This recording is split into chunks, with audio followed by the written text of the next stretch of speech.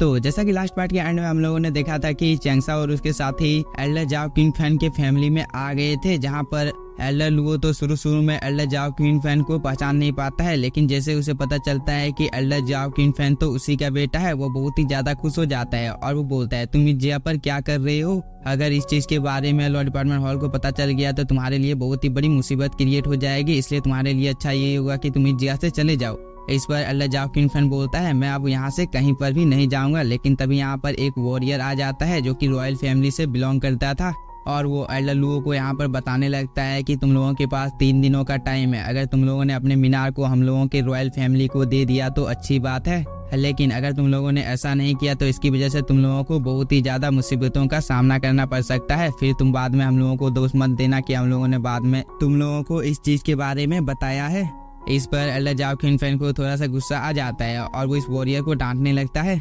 लेकिन तभी हुआंग बोलता है मुझे तो पता ही नहीं था कि एल्डर लुओ का दूसरा बेटा भी है। और वो ये बोलकर एल्डर जाओ क्विनफैन की यहाँ पर बहुत ही ज्यादा बेइज्जती करने लगता है, जिसकी वजह से एल्डर जाओ क्विनफैन को बहुत ही ज्यादा गुस्सा आ जाता है। और अब आगे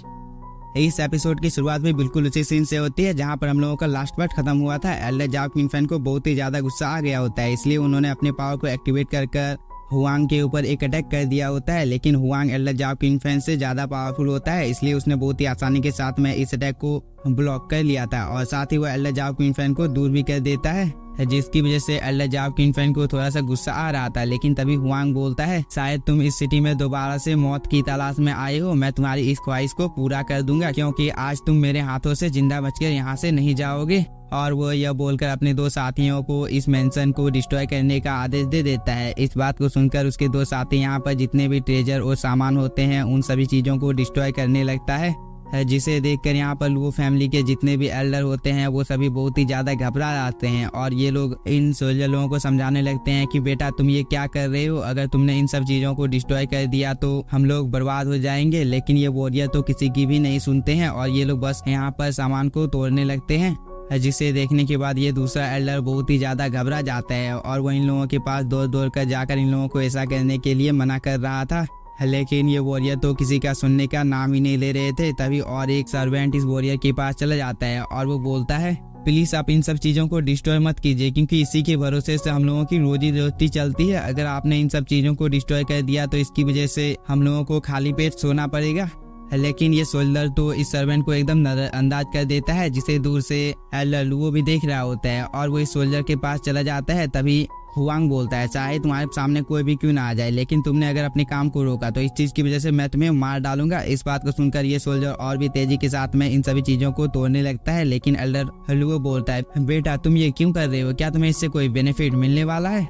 इस पर ये सोल्जर बोलता है मैं तो बस यहाँ पर अपने मास्टर के बात का पालन कर रहा हूँ और ये बोलकर एल्डर लुओ के ऊपर एक अटैक कर देता है, जिसकी वजह से एल्डर लुओ दूर जाकर गिरता है। तभी इस चीज को दूर से एल्डर जाओ क्विनफैन भी देख रहा होता है और वो अपने फादर के पास जाकर बोलता है पिताजी क्या आपकी हालत ठीक है। इस पर हुआंग बोलता है मैं तो इस चीज को देखकर बहुत ही ज्यादा शौक हूँ कि तुम लोगों की फैमिली एल्डर जियांग के बिना कुछ भी नहीं है, क्योंकि वह मेडिसिन किंग था और वह ही तुम लोगों की फैमिली को प्रोटेक्ट किया करता था, लेकिन अब वह तुम लोगों की फैमिली के साथ नहीं है। फिर भी तुम लोगों की इतनी ज्यादा हिम्मत हो गई कि तुम लोग यहाँ पर रॉयल फैमिली के साथ टक्कर लेने की कोशिश कर रहे हो, अभी मैं तुम लोगों की औकात दिखाता हूँ। इस पर एल्डर लुओ को भी थोड़ा सा गुस्सा आ जाता है और वो हुआंग को बोलता है तुम यहाँ पर अपने मुंह को बंद कर लो नहीं तो मैं कुछ कर बैठूंगा। लेकिन हुआन तो इसकी बातों का कोई जवाब ही नहीं देता है और वो यहाँ पर हंसने लगता है। लेकिन तभी हम लोगों को चैंगसा को दिखाया जाता है जो कि दूर से इन सब चीजों को देख रहा था और साथ ही वो यहाँ पर ताली भी बजाने लगता है और वो हुआंग को बोलता है तुम यहाँ पर बहुत ही लंबे टाइम से हो और मैं भी यहाँ पर बहुत ही लंबे टाइम से इस चीज को देख रहा हूँ, लेकिन मुझे यहाँ पर कोई भी इंटरेस्टिंग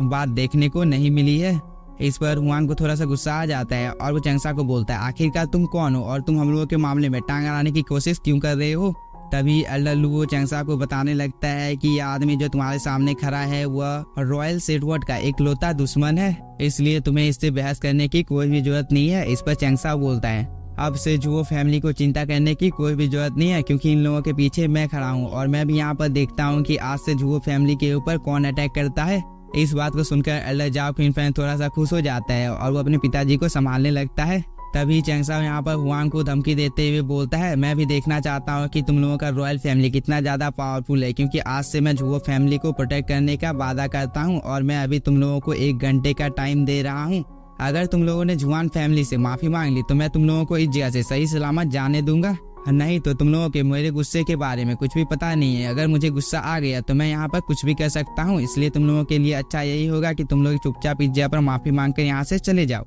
इस पर हुआंग यहाँ पर चैंगसाओ की बात को जरा सा भी सीरियस नहीं लेता है और वो हंसते हुए चैंगसाओ की बात का मजाक उड़ाने लगता है कि एक बच्चा मुझे बताएगा कि यहाँ पर मुझे क्या करना है, और वो ये बोलकर अपने साथियों को चैंगसाओ के ऊपर अटैक करने के लिए बोल देता है। इस बात को सुनने के बाद ये फर्स्ट वाला वॉरियर इस फर्नेस को तोड़कर चैंगसाओ के ऊपर अटैक करने के लिए जाने लगता है। लेकिन हम लोगों को पता है कि चैंगसाओ कितना ज्यादा पावरफुल है। वो तो यहाँ पर बस अपने एक नॉर्मल अटैक से इस वॉरियर को हवा में ही रोक देता है, जिसकी वजह से इस वॉरियर को बहुत ही ज्यादा प्रॉब्लम हो रही होती है। और इस चीज को देखकर हुआंग भी थोड़ा सा शॉक होता है, लेकिन तभी चैंगसाओ एक छोटा सा अटैक इस वॉरियर के ऊपर कर देता है, जिसकी वजह से वह दूर जाकर गिरता है। इस चीज को देखकर हुआंग को थोड़ा सा गुस्सा आ जाता है और वो चैंगसाओ को बोलता है, तुमने रॉयल फैमिली के ऊपर अटैक करने की हिम्मत की है, इस चीज का हर्जाना तो तुम्हें चुकाना होगा। और वो ये बोलकर अपने 2 सोल्जर को इस जगह पर बुला लेता है और उन्हें चैंगसाओ को जान से मारने का आदेश दे देता है, जिसे सुनकर ये सोल्जर भी अपनी पावर को यहाँ पर एक्टिवेट कर लेते हैं और उससे चैंगसाओ के ऊपर अटैक करने के लिए जाने लगते हैं। जिसे देखकर चैंगसाओ ओल्ड मैन दाजी को बोलता है, तुम खड़े खड़े यहाँ पर मेरा मुंह क्या देख रहे हो, क्या तुम्हें पता नहीं है कि तुम्हें मुझे प्रोटेक्ट करना है,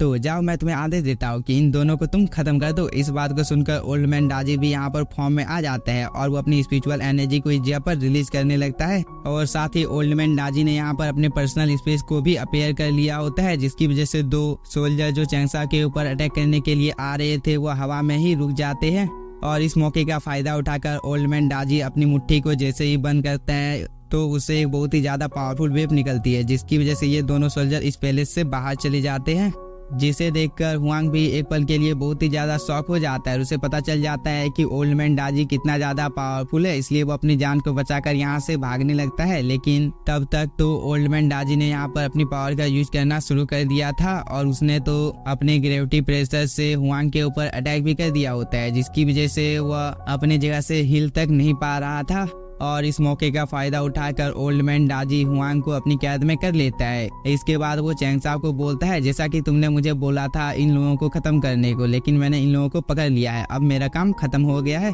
इस पर चैंगसाओ भी हाँ बोलता है। इसके बाद वो इस सोल्जर को अपने पास लाते हुए बोलता है, तुम इस जगह से वापस रॉयल फैमिली में जाओ और इस जगह पर जो कुछ भी हुआ है इन सब चीजों के बारे में रॉयल फैमिली को तुम सच सच बता देना, और साथ ही तुम जुओ फिल हाउस को भी इस जगह पर जो कुछ भी हुआ है उन सब चीजों के बारे में बता देना। और वो ये बोलकर इस सोल्जर को दूर फेंक देता है। और जैसे ही यह सोल्जर अपने पैरों के ऊपर खड़ा होता है वो अपनी जान को बचाकर इस जगह से भागने लगता है। इसके बाद चैंगसाओ ओल्ड मैन दाजी को बोलता है, यहाँ पर जितने भी लोग हैं उन सभी लोगों को यांगपिंग लाने के लिए आप बोल दीजिए, और साथ ही आप इस बात का ख्याल रखिएगा कि इस जगह पर जो कुछ भी हुआ है वो दोबारा से ना हो, इसलिए यहाँ पर जितने भी सिंगल माइंड वाले बंदे हैं आप उन सभी लोगों को यहाँ से दूर ले जाकर पीट सकते हो। इस पर ओल्ड मैन दाजी भी यहाँ बोलकर एक एक कर सभी लोगों को यहाँ पर बहुत ही बुरी तरह से पीटने के बाद इस पैलेस से बाहर फेंक देता है। तभी हम लोगों को हुआंग को दिखाया जाता है, जिसकी हालत बहुत ही ज्यादा खराब हो गई होती है क्योंकि ओल्ड मैन दाजी ने उसे बहुत ही बुरी तरह से मारा होता है। तभी यहाँ पर कुछ लोग इकट्ठा हो जाते हैं और वो लोग आपस में बात करने लगते हैं कि ये तो हुआंग है,